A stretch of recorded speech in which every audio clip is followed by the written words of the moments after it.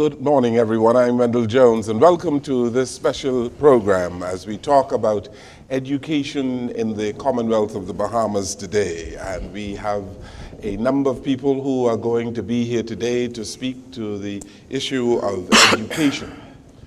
As many Bahamians would know, there have been many calls for us to improve the system of education in the country, to improve the national grade average, to reduce the level of violence in our schools, to improve the quality of teachers, among other things. And so today on our program, we are going to discuss all of those issues. We are so pleased to have as our guests on the program today the Minister of Education, the Honorable Jeffrey Lloyd.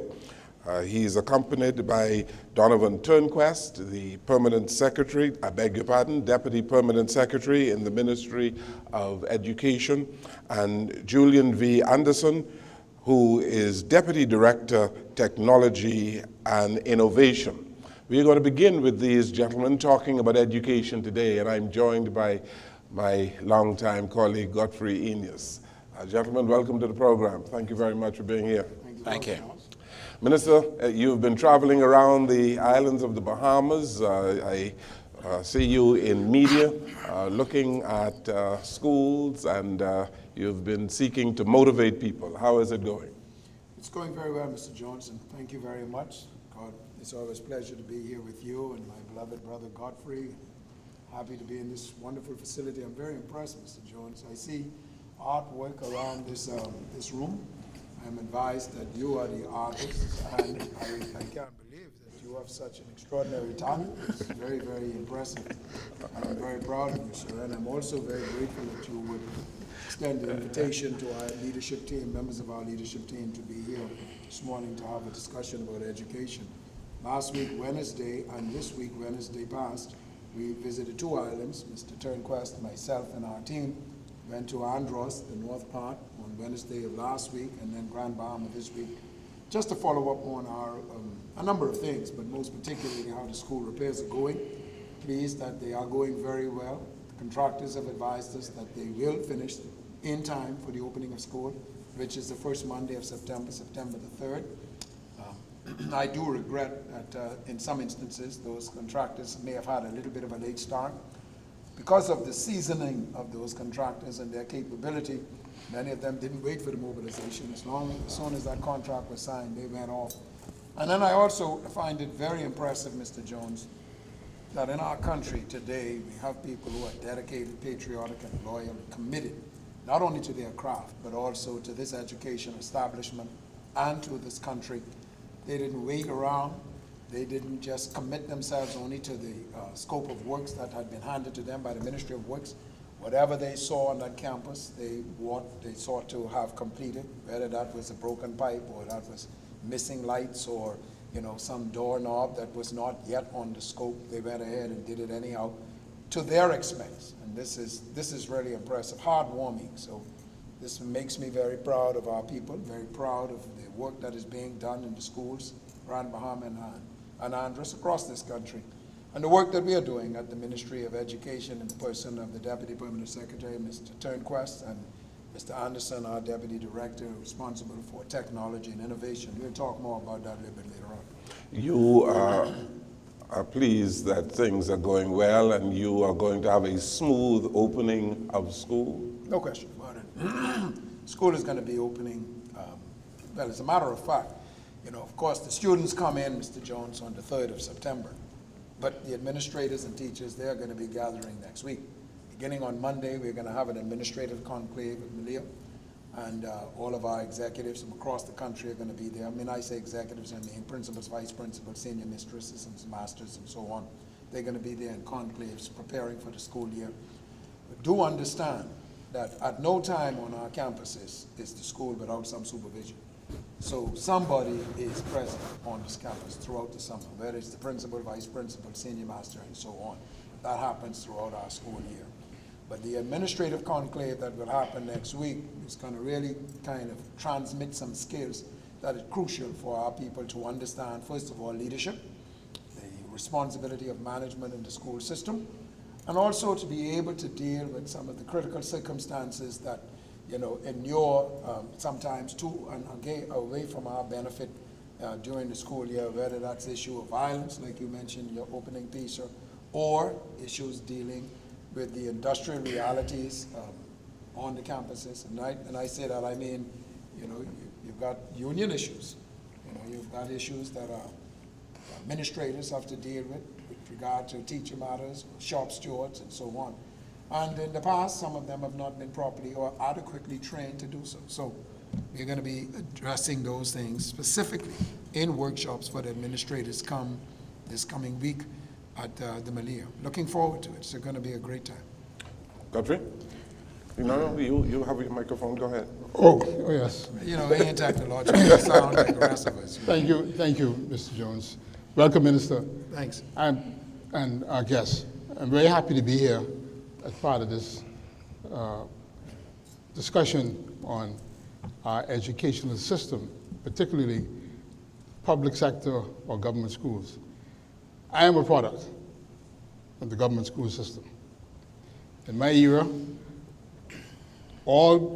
most people who look like me went to the government school. And I am grateful for some of my teachers.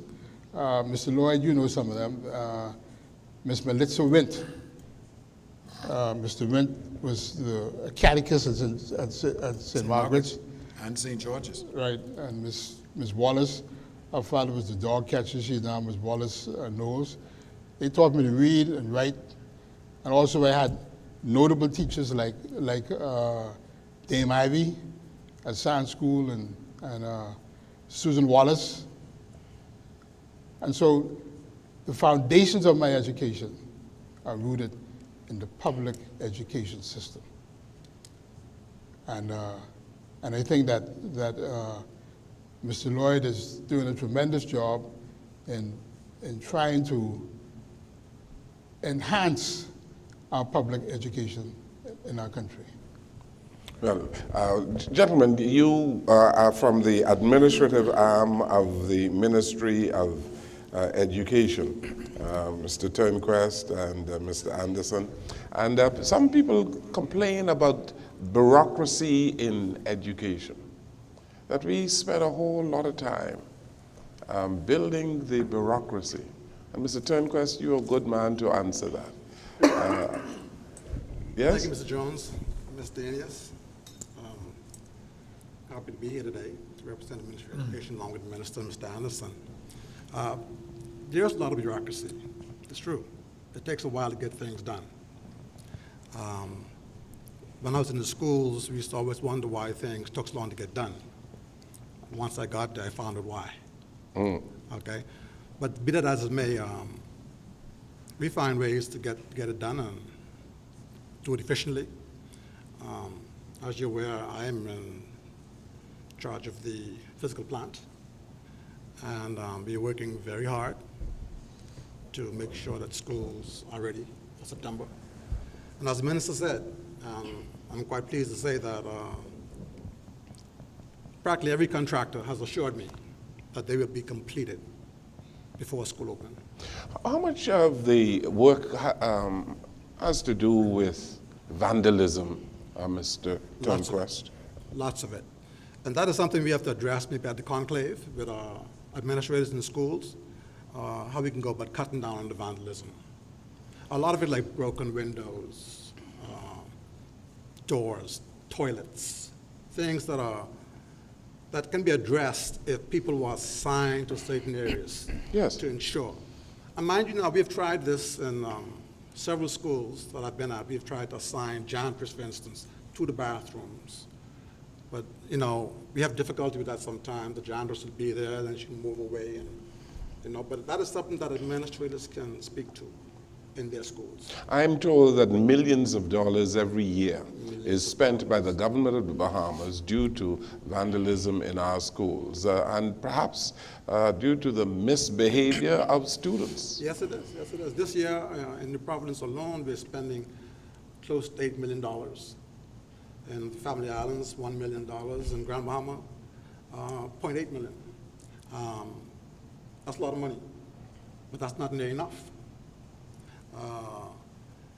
Fortunately, we have, like I said, contractors who, especially in the family islands, who go above and beyond, who are willing to do things because they're community-minded.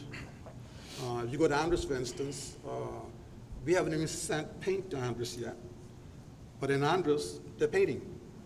When I got to Andros, I was like, where'd you get the paint? Oh, we had some left over from last year, and so we're utilizing the 52-week program workers to paint the school. I mean, it's admirable. Yes. It's really admirable. So the issue of vandalism is less in the family islands of course, than of in course. the city You know, of New I Providence. grew up in islands, but grew up in islands. You know, that wasn't tolerated Yes. in family islands. Most of you may know that in family islands, you are responsible for your school. We didn't wait for the Ministry of Education to send workers. And so there's more pride. I think it's more school pride in family islands. Mr. Anderson, let's talk about your area, technology and innovation. What do you do? What is that about? Thank you, Mr. Johnson, Mr. Enos. It's a pleasure to be here with you this morning. And I'm glad to enunciate the plans of the Ministry of Education as it regards technology and innovation. As many persons may be aware, the government of the Bahamas in 1992 gave schools free internet access, which was DSL. Today, in 2018, that's not adequate, and DSL is becoming obsolete. We seek now to upgrade the infrastructure in all of our schools, 172 schools, where we will put fiber, install fiber in all the schools. We will also put Wi-Fi in all the schools, and then futuristically, we hope to put an EMUS in the school, which will gather that data. And you talked about the bureaucracy. That will help to ease some of that bureaucracy, because everything would be digitized. It would be no longer pen and paper, but it would be digitized. That will be good for administrators. Administrators, parents, because we'll have a parent portal in the EMUS where parents can go on and see the daily progress of their children, whether they, say, take for instance, a child was sent to school. The child may not have gone to school. The attendance register is marked by the teacher. The parent can go on the system and see that that child was not in school that day. They can then use that same system to communicate to the school and then set up a parent-teacher conference to discuss why that child was not in school. They can also see the progress of homework, test scores, the academic achievements of that student. When is this going to be, as they say, ubiquitous in the country, widespread? When, or are you just concentrating on New Providence now? I don't know, Mr. Jones. You can't just concentrate on New Providence. It's the Commonwealth of the Bahamas. You're the Ministry of Education for the Bahamas. You're the Department of Education for the Bahamas. You're responsible for 172 schools and 60 satellite buildings. You're responsible for 4,000 teachers, another 2,000 administrators and other support staff. And that's throughout our Commonwealth of the Bahamas. Mr. Jones, if you would permit me, sir, I just want to kind of take you back a bit before we go more in depth on this technology and just talk to you about the vision of education for 2017, 18, and years beyond. Because across the country, I've made mention and I've talked and promoted the vision of education and the objectives that this government seeks to achieve in its 5-year term. And I'm proud to say that this new team of executives that we have at the Ministry of Education, 2 of which are represented here today, Mr. Anderson, Mr. Turnquest, you know, we are off to a flying start. In spite of the molasses-like culture and nature of the bureaucracy, in our country. We've got what I would call a 5-pillar objective train, Mr. Enos, 5 pillars. Number 1, today, technology is an indispensable tool in the teaching and learning process. There's just no question about it. And if we are not technologically sound and savvy and 21st century ready, and we are not simply going to be a competitive society, and we are not going to be able to compare our children to live in this 21st century Bahamas or 21st century world. That's just simply the fact of life. And the government is committed to $7 million this year to ensure that technology is rolled out across the Commonwealth of the Bahamas, 5.5 in terms of what we call a digitized environment, and 1.5 in the computerization of our schools. Because by the end of our academic year, next year, Mr. Jones, by the end of our academic next year, this school system in the Commonwealth of the Bahamas is going to be 100% digitized. 100% digitized. What do I mean? BTC in Cape Bahamas is going to lay the blueprint by way of the fiber optic cable. We have another vendor who has been approved by the Cabinet of the Bahamas. Walker's Industries are going to make sure that every campus is Wi-Fi so that every building, every school is going to be a smart school, every single one. This year, beginning in September, we are going to roll out the placement of Amazon Fire. Mr. Anderson? Yes. Amazon Fire 7 tablets. Amazon Fire 7 tablets in the hands of every preschool and primary school student, every single one. That's 30,000 tablets. This year, it begins in September, and we're going to roll it out incrementally until all of those students, by the end of June 2019, have such a tablet in their hand. Their teachers will be equipped with a laptop and their teachers' aides. Mr. Anderson, you want to go further and explain this? Yes, they will This be. particular pillar? Yes, they will be equipped, as Minister said, with the devices for the students. The teachers will have a laptop and an LCD projector. They will have a management solution called Whispercast that will manage the solution, the tablets, and we will determine what software will be used by the students. And with that management solution with the tablet, the students are not allowed to take the tablets home, but we can tell wherever those devices are and what the kids are doing with those devices. Loaded on those tablets, Mr. Jones, will be the content that those students are going to be using. I'm talking about an e-textbook or an e-school bag. There will be the literacy, the numeracy, or the science, or whatever it is that is age and grade appropriate for those students. That is happening beginning September of 2018. On that laptop that the teacher aide as well as the teacher has in the pre or primary school, it's going to be the exact same content according to the curriculum that will be developed and is being properly enhanced right now for those students in that perspective. So you have these laptops now? They are being ordered at this minute. They're Okay. on their way, and they're at the same time as they're being ordered, they're also being properly programmed. We have piloted it in 10 schools in this previous school year. And so we're doing now the full rollout, K through grade 6. K through grade 6? Yes. 30,000? Yes. Okay. So what about the high school? Well, the high school, Subsequent years. right, and we will go to a different device with the high school. Because now you're talking about older students, they have a little bit more capability. Don't forget, they would have already been introduced by way of the Amazon Fire in the pre-primary and the primary school level, so they now got more adaptability and adeptness at being able to handle this particular device. And the bigger device, the more capable device would now be able to hold a greater content. Because as you know, in high school, junior high and high school, they are going to be dealing with the BJC programs as well as the BGCSE programs and being prepared for that. So that's your technology. Yes. Additionally, I want to sorry, Hold on, go Godfrey. ahead. I want to make a remark that it is amazing in my lifetime. Minister, you know about Orthodox primary school through Cold Lane, all right? When I went there, we used slate.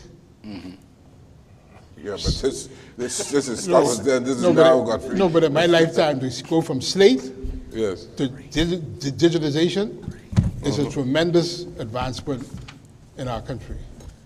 And I must compliment the government on that. You're going to do that all through this program. This is the second time you're complimenting the minister. But how has the vision changed, Minister Lloyd, from the last administration to the first? You say that this is a new vision for education in the country. How has the vision changed? Listen, Mr. Jones, we build on what has come previous to now. I appreciate, respect, admire, and thank previous ministers of education. Honorable Jerome Fitzgerald rolled out the National High School Diploma Program, which has been tremendous in benefiting our children. Because now there's been a focus on this thing called graduation, not just passing exams, but on graduation. Because I'll tell you, you want to go to school in the United Kingdom, go to school in Canada, go to school in the United States, go to school in China, Australia, and so on. There's one thing they're going to be looking at. Did you graduate? Yeah. Did you graduate? Yes, they're also going to be looking at your BGCSE and all those exam results. Did you graduate? What was your performance over the last, say, 6 years of your high school career? So I'm grateful to every single Minister of Education. This National High School Diploma Program actually started under Dame Ivy, and each minister pushed it along, came into fruition under Minister Jerome Fitzgerald. More than happy and grateful to Minister Fitzgerald. So what we are doing at Ministry of Education is just building upon. I give you another example. This idea of the rollout, this pilot program with respect to technology, again, was a concept that was generated, initiated under former Minister Jerome Fitzgerald, that now we are building on. So we are very happy to say that we are proud of what has happened in the past. We are more than grateful to the former ministers of education. And it is this administration's responsibility to build upon it. I'll give you another But the vision is the same, though. That's the the point that I made. The vision, yes, because the vision, you've got a 10-year plan, which has come now to a conclusion now. You've got the shared vision for education, but each administration is required to incarnate that vision according to requirements, demand, aspirations of the Bahamian people at this time. And in this dispensation, the Bahamian people are asking that there's be more use of technology in the school, that there's a greater capacity of teachers and teacher and education professional development, that our curriculum becomes more relevant to the 21st century aspiration demands of the Bahamian society, which is no longer just simply chalk and talk, it's no longer just simply academics only. More and more people now must be skilled and equipped with marketable abilities that they can go out at the end of high school or at the end of college and hit the job market and be contributors in that job market. Unlike previous years where, okay, I got a degree. Mr. Inyas comes out with a master's degree. I come out with a master's degree. Okay, yes, what can you do? Well, I got a master's degree. Not sufficient, you know, in terms of that capability. Now we're looking at making that curriculum very relevant, very user-friendly, very adaptable to the requirements and needs, and to put in place a mechanism by which that curriculum is revised at a particular standard rate every 3 years, every 4 years, every 5 years. And that is part of your regulations, not a decision of Mr. Jones as the Minister of Education, or Mr. Ennis, the Minister of Education, but rather that is a fundamental obligation by law within the legal infrastructure of your government. We're also talking, I'll give you another example, Mr. Jones, in terms of early childhood education. Again, we are building on previous administrations, but we are now bringing a greater focus to it. At the present moment, according to the Department of Statistics, you're looking at approximately 12,000, a little bit more, but 12,000 3-year-olds in the Commonwealth of the Bahamas come September 1st, 2018. But Mr. Jones, only 6,000 of them are in a formalized educational program. Of that 6,000, only 1,700 is in the public sector. So 6,000 of our 3-year-olds are not being engaged in formal educational instructions. Now, what does that bode for the future of our country? What the grade 1 teachers are telling us today, Mr. Anderson and Mr. Turnquest, they have been in this classroom. Mr. Anderson is the district superintendent. Mr. Turnquest is a former vice principal and principal. The grade 1 teachers are telling us today, gentlemen, you could confirm this or not? Yes. That 40% of the students that hit grade 1 are not ready for grade 1. That is true. Mr. Jones, if you ain't ready for grade 1, you ain't gonna be ready for grade 2, and so on. You know what it means now for graduation rates. What do we gotta do? We got to go back to the beginning. Basics. The earliest stages of human life that we can access, 3-year-olds. Let's start conditioning them with the fundamentals. Let's get that in them. Literacy, numeracy, respect for yourself, respect for others, emotional intelligence, a sense of the world in which you live, your fundamental rights as a human being, your fundamental rights as a Bahamian citizen, age appropriate in ways that they can understand through play, beginning this year. What is our commitment? This year we want to add another 1,000 to that rule. Yeah.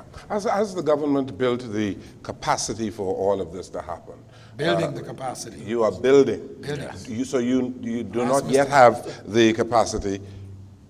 Maybe not, but one of the Yes? aspects of technology that excites me really. I don't go to technology yet. We're talking about capacity for early child education. What we're doing is we are expanding.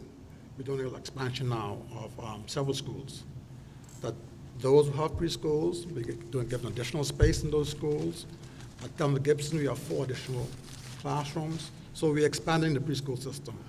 Okay, but like Minister said, most of our students are still in the private schools, all right? Public-private partnership. Right. And what we're also doing is partnering with the private sector. Where we don't have the capacity at this moment in the public sector, where we can expand in time for September, where we can add an additional classroom or use an additional classroom, say for instance in the Amy Roberts School in Greentail Key or elsewhere. We are partnering with the private sector. We have been on this exercise now for the last 4 months, and the private sector institutions have come en masse. Hey, we are happy to private partner with you. So you're giving subventions then to Oh, you have to. Yes. You have the to. I was about to private say, sector? You must appreciate that a lot of parents cannot afford to send their kids to private schools. Therefore, we are expanding our public school system so we can get more of those students into our system. But we can't accommodate them all. So we're still doing public-private partnerships with those schools who are willing to partner with us. So gentlemen, there's You are increasing the cost of education in the country, aren't you? Because you mentioned what you are doing in terms of digitizing our schools, providing these tablets, providing these computers. Now you are giving subventions to the people in the private sector for early childhood education. That must make the burden heavier for the taxpayer. You must be putting more money into education, aren't you? Mr. Jones, can you put a price on education? No, that's not the point. That's just it. That's not the point. But you are increasing the cost of education in the country by doing all of these things. Yes, to a certain extent. Business. You either look at it now and the initiatives that are being talked about, the preschool and the technology, is to enhance the learning process. We either pay now on the front end or pay later on the back end when we fail to do what we're supposed to do. And so by putting the students in K3 early and exposing them to the learning that they should have prepares them better for primary school. So that when they get into primary school, we don't have to remediate. They can move faster and quicker. So in my opinion, you look at it from two perspectives. We either increase slightly now or pay later and have for a number of first years, which is now happening. You have to repeat them in grade 1 because they didn't catch the concepts and the skills that was assigned in grade 1. I see it from a different perspective. I see this early childhood program as meeting a socio-economic need. And that's the reason why out of the 12,000, you only have, about 1,700 in the program. Public schools. In public school, because people can't afford to send their children to early Private. education. Right. And with more and more women in the workplace, you're meeting a social need as well as an economic need. That's by a the benefit. government providing. And then, we talked about this all the time on our program. Socialization is a big deficiency Yes. in our country. Yes. Many Yes. of our young people aren't Not properly socialized. Agreed. And Agreed. this early education with the right structure will go a great deal into socializing our young people. And then speaking of the socialization, the spin-off with that would be to decrease the ills that you have in society, Yes, because the kids would be socialized at an early age. Yeah. Also, statistics point that children that have the earlier education do better in schools as opposed to them that don't have the pre-primary education. Not only that, Mr. Jones, if I may add to it, if you permit me just a moment. I traveled a bit during my first year as the Minister of Education. Ministry of Education, the Commonwealth of the Bahamas, was the chairman of the Committee of Education for the Organization of American States, OAS, CIE, chairman of that committee. Again, that chairmanship started under the former minister, the Honorable Jerome Fitzgerald. Did a great work in that respect. And as one of our responsibility is to push the agenda that I am speaking. This is not just unique to the Commonwealth of the Bahamas. This is across the world, as a matter of fact, Universal particularly in the education. CARICOM and the Americas. This early childhood universal education, universal access to preschool education. Mr. Jones, It is recommended by UNESCO, the United Nations, the Organization of American States, the Inter-American Development Bank, that a government should be spending anywhere from 17 to 20% on education out of its national budget. We are spending 12%. 17 to 20. 17 to 20. We are spending 12%. We are spending this year $298 million as part of our educational structure in a $2.3 billion educational environment. 1/8. One out of every $8. Suggestion is it should be $1.75, $2 out of every $8. So we've got a ways to catch up. The reason that we are successful in doing what we are doing is because we have prioritized within that $298 million. In fact, the $298 million is the same budget essentially as last year. But we have prioritized because, just as Mr. Anderson says, either you pay now, pay $1, or pay later and pay $10. Either you now make your citizens equipped with the skills and the attitude and the mindsets and the readiness that they need to compete in a 21st century world that is rapidly changing every single day, or you are in a perpetual mode of catch-up, and we can't afford it because we are continuously falling behind. Mr. Jones, today there's only 50% or so of our students who leave grade 12 that are meeting the minimum standards for graduation. 50%. 50%. So that can't be acceptable. The other thing, That can't be acceptable. the other point I want to make, Wendell, about this early education. I have a son who had what they call attention deficit disorder, all right?